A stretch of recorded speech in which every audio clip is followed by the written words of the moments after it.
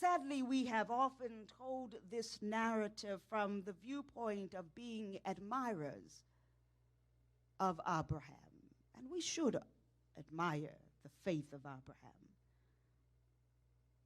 and not from the horrible experience of what Hagar was forced to accept as her fate.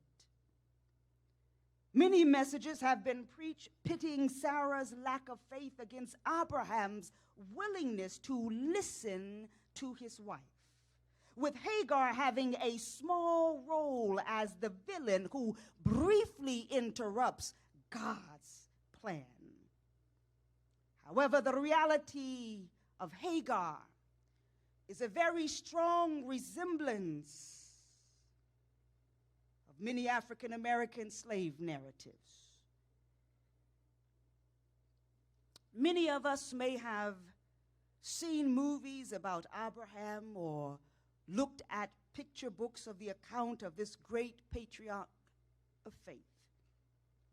And when we get to the part of the narrative where Hagar enters the picture, we often see a very beautiful woman of tanned and olive complexion, black beautiful hair flowing down her back and over her shoulder, big golden earrings hanging from her ears, moving about the tent either graciously or in an enticing manner. In other words, the picture we get of Hagar is a woman who knows she's beautiful and is too pleased to enter into the tent of Abraham. But the truth is that Hagar was a slave, stripped of her rights to have a will or a voice, to consent or to dissent. She was a young girl who was the property of Sarah and could be used in whatever manner her mistress so desired. Neither her body or what her body would bring forth belonged to her. And to subject her to forced sexual engagement was not seen as criminal or against the norm of nature, because she was nothing more than property for profit. Unlike the beautiful movies that portray Hagar as this gorgeous woman walking about the tents, eyeing Sarah with arrogant contempt as she tends to the needs of her aged mistress, and enchanting music playing in the background, Hagar was a real human being.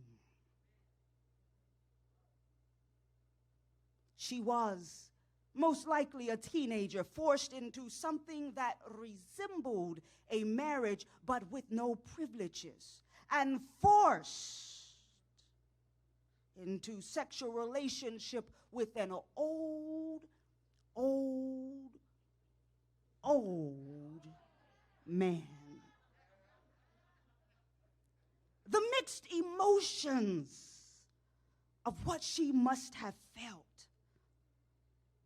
Nothing more than property, not allowed to feel violated. Yet within her was a child that her body would carry, but at the same time was not intended to belong to her. In many of our messages, Hagar is the villain and Abraham is the victim of a scheme gone wrong. And Hagar usually invokes no sympathy from us, just as too often those who sit on our pews or members in our family living with the secret invokes no deep empathy or compassion from us.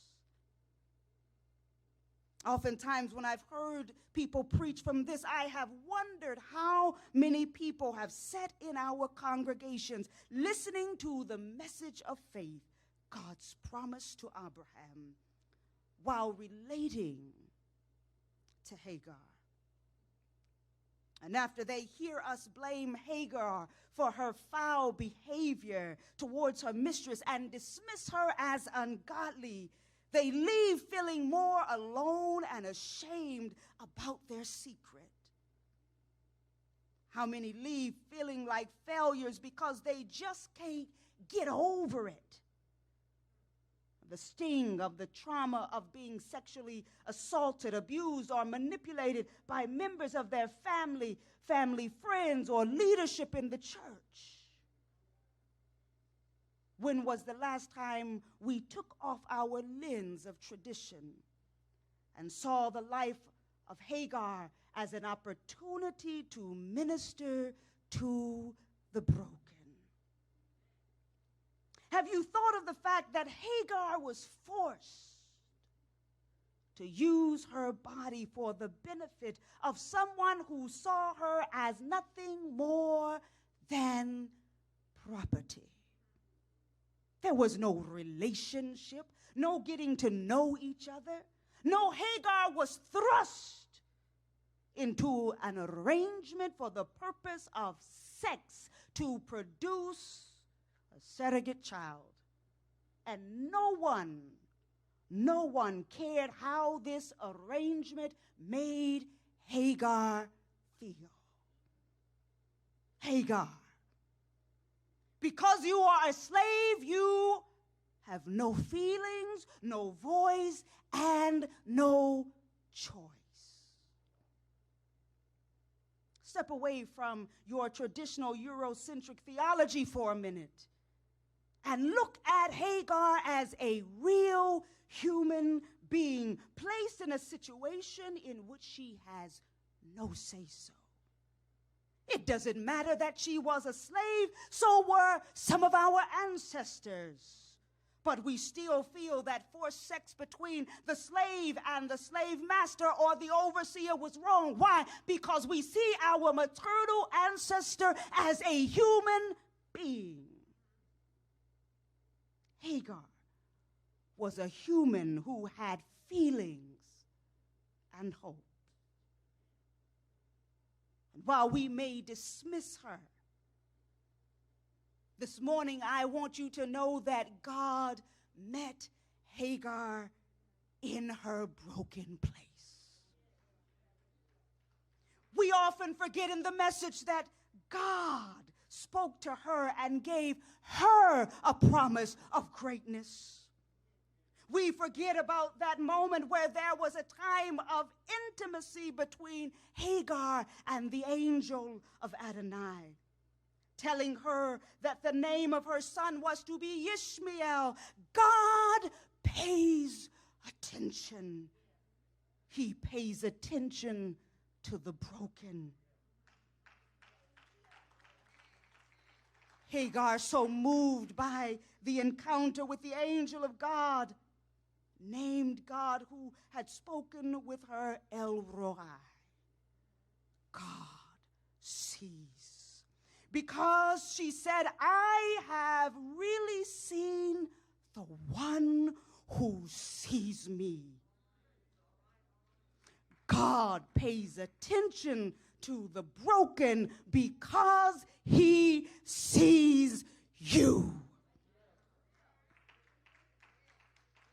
And though the church world would be, we have been shying away and we have been shy in dealing with the issue of abuse.